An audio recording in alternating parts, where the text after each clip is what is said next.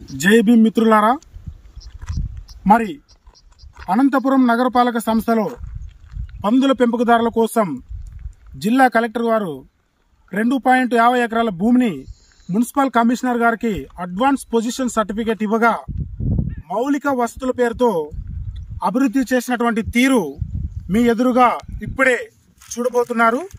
అయితే ఇదంతా